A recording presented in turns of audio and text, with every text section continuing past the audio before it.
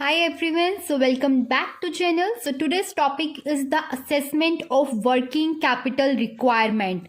So today's topic is working capital requirement कि हमें estimation करने के लिए क्या क्या चीज़ों को ध्यान में रखना पड़ेगा, कौन कौन से एस्टिमेशंस हमें करने पड़ेंगे ताकि हम असेस कर सके कि हमें वर्किंग कैपिटल कितनी रिक्वायर है इन आवर बिजनेस। ठीक है, तो ये जो है फाइनेंशियल प्लानिंग चैप्टर हमारा चल रहा है। उस चैप्टर में ऑलमोस्ट हमारा लास्ट टॉपिक है ये, जिसमें हमने पढ़ा है कि how to determine the financial needs of business.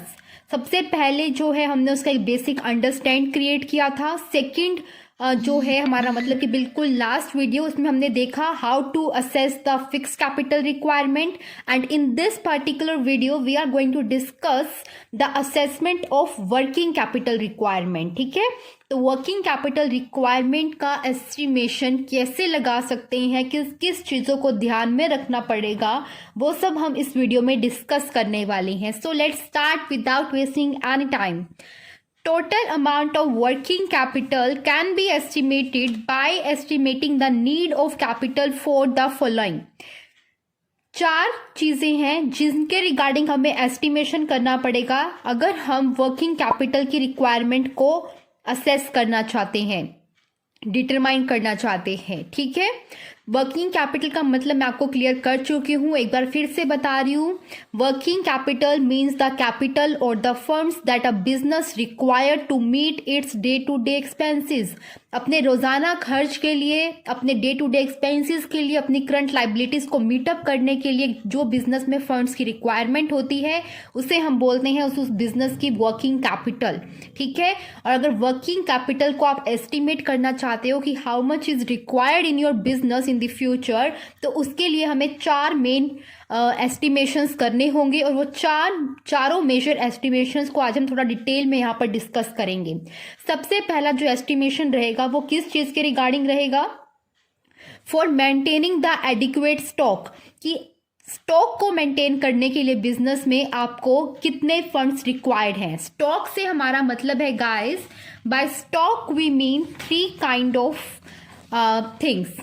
First of all let's see है, स्टॉक का मतलब आपको क्लियर होना चाहिए। सबसे पहले तो स्टॉक से जो है हमारा मतलब रहेगा वो क्या रहेगा?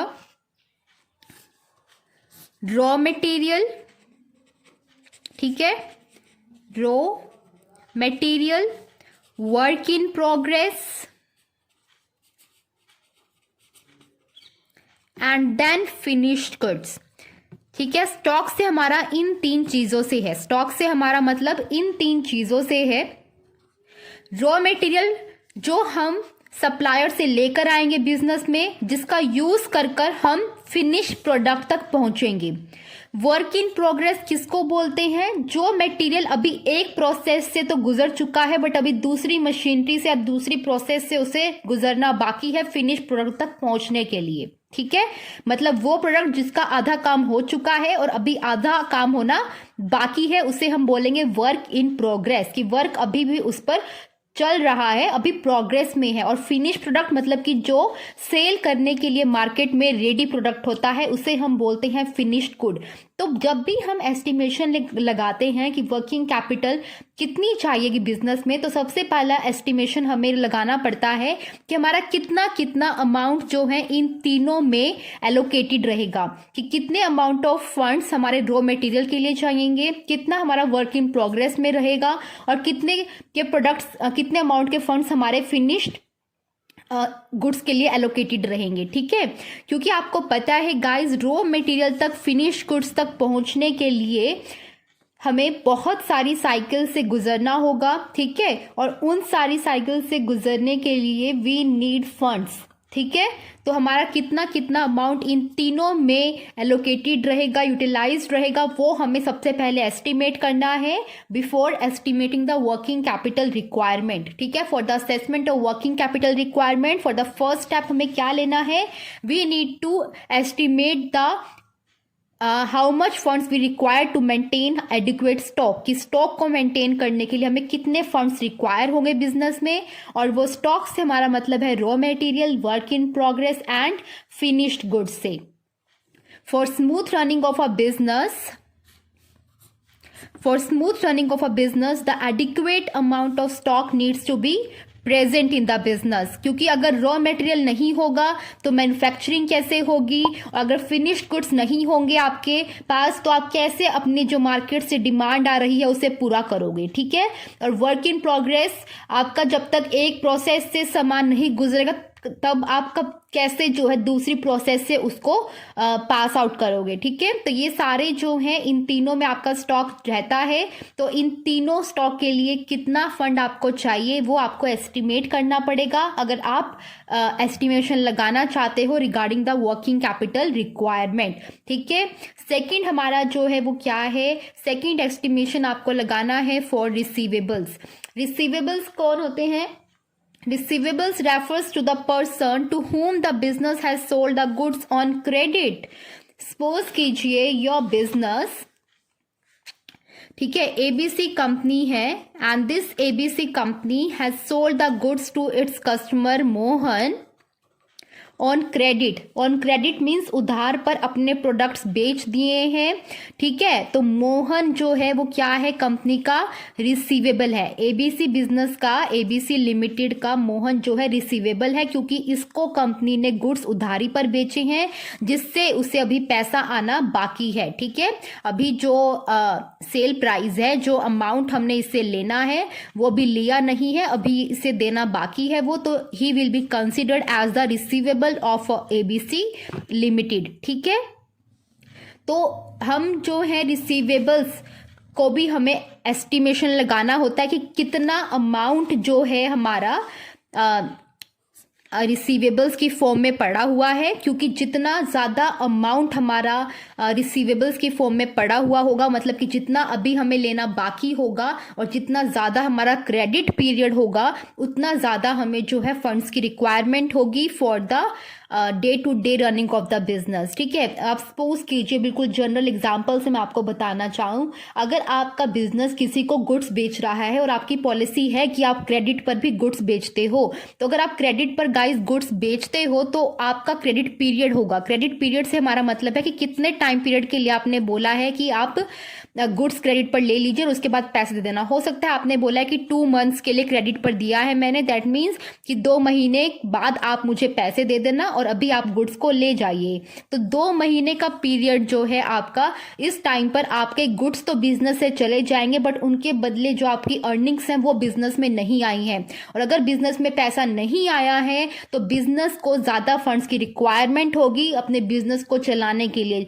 जबकि अगर ये पैसा आ गया होता साथ के साथ क्रेडिट पॉलिसी नहीं होती बिजनेस में, तो फिर हमें एज कंपेयर्ड हमें कम फंड्स की रिक्वायरमेंट होती, ठीक है। तो इसीलिए हमें ये ध्यान रखना होता है कि रिसीवेबल्स की फॉर्म में कितना पैसा कंपनी का जो है स्टक है, ठीक है। हायर द क्रेडिट पीरियड, जितना ज़्यादा क्रेडिट पीरियड होगा, जितने टाइम के लिए आपने क्रेडिट पर गुड्स को बेचा है, उतना ज़्यादा आपको वर्किंग कैपिटल की रिक्वायरमेंट होगी, ठीक है, क्योंकि उतना लेट आपके बिजनेस में फंड्स आएंगे थ्रू द रिसीवेबल्स। नेक्स्ट हमारे पास जो है वो क्या है, for paying day to day expenses. तीसरा एस्टिमेशन जो आपने लगाना है वो लगाना है regarding the payment of day to day expenses. कि आपके एक्सपेंसेस कितने हो सकते हैं, आपको एस्टिमेट करना है कि आपके कितने वर्कर्स हैं, उनको कितने वेजेस देने हैं, कितने एम्प्लॉयज़ हैं जिनकी सैलरीज जानी है, और कितनी आपकी शॉर्ट टर्म लाइबिलिटीज़ हैं, ठीक है। कि आपने अब किन से गुड्स क्रेडिट्स पर ले रखे हैं। हमने ऊपर रिसीवेबल्स में बात की थी जिनको हमने क्रेडिट पर गुड्स बेचे हैं, बट हो सकता है आपके बिजनेस ने तो भी किसी से गुड्स ऑन क्रेडिट परचेज किए हो, कोई सर्विस या प्रोडक्ट आप किसी दूसरे वेंडर से ऑन क्रेडिट लेकर आए हो, तो वो आपके शॉर्ट टर्म लाइबिलिटीज में आएगा जिनको आपको पेमेंट करनी है, ठीक है। तो डे टू डे एक्सपेंसेस कितने हैं बिजनेस के, उनकी एस्टिमेशन भी हम लगाते हैं while the determination of working capital requirement in the business, ठीक है। आई होप सो पहले 3 पॉइंट क्लियर हैं, क्योंकि मुझे ये ऑनलाइन क्लास है, मतलब कि रिकॉर्डेड सेशंस हैं, तो आई डोंट नो कि आपको क्या समझ में आ रहा है और क्या नहीं आ रहा है। The only way I can know कि आपको समझ में आया कि नहीं आया, थ्रू द कमेंट्स। तो प्लीज़ कमेंट करो और मुझे बताओ कि are you guys understanding it. अगर नहीं समझ आ रहा है तो please ask me in the comment section. Last estimated factor की तरफ चलते हैं। जो कि है फॉर कंटिंजेंसीज, कि कंटिंजेंसीज के लिए भी आपको एस्टिमेशन लगाना है। जब आप वर्किंग कैपिटल की रिक्वायरमेंट को एस्टिमेट कर रहे हो तो आपका एक एस्टिमेशन कंटिंजेंसीज के लिए भी रहेगा। कंटिंजेंसी का हमारा मतलब होता है अनसीन फ्यूचर सिचुएशंस, कि अनसीन फ्यूचर सिचुएशंस, और ये जो सिचुएशंस हैं नेगेटिव सिचुएशन को हम जनरली बोलते हैं अनसीन नेगेटिव फ्यूचर सिचुएशंस, कि कुछ अनचाहा फ्यूचर में हो जाए। सपोज कीजिए आपका बिजनेस है स्मूथली रन कर रहा था और बाय चांस आपने बिल्कुल भी एक्सपेक्ट नहीं किया था और एक नेचुरल कैलामिटी हो गई और फ्लड आ गई, और फ्लड की वजह से आपकी बहुत सारी इन्वेंट्री लॉस हो गया। तो अब इस इन्वेंट्री लॉस को सही करने के लिए, कि जो आपका लॉस हुआ इसको आपको दोबारा लेकर आना पड़ेगा इन्वेंट्री को बिजनेस में, तो उस इन्वेंट्री लॉस को मीटअप करने के लिए, अनसीन कंटिंजेंसी को मीटअप करने के लिए आपको फंड्स की रिक्वायरमेंट होगी। ठीक है, आपको ज़्यादा स्पेंड करना पड़ेगा ऑन द इन्वेंट्री परचेज। ठीक है, तो इसके लिए भी आपको अलग से फंड्स रखने होते हैं, कि सपोज कीजिए कोई अनसीन नेगेटिव फ्यूचर सिचुएशन अगर होती है इन द फ्यूचर, तो हमें जो है हमारे पास फंड्स होने चाहिए उनसे मीटअप करने के लिए, उनको मीट करने के लिए। ये नहीं होना चाहिए कि हमारे पास तो फंड्स ही नहीं, अब हम क्या करें। ठीक है, तो an adequate amount needs to be maintained for the contingencies. ठीक है, तो ये थे हमारे 4 एस्टिमेशंस जो आपको लगाने हैं while the determination of working capital requirement.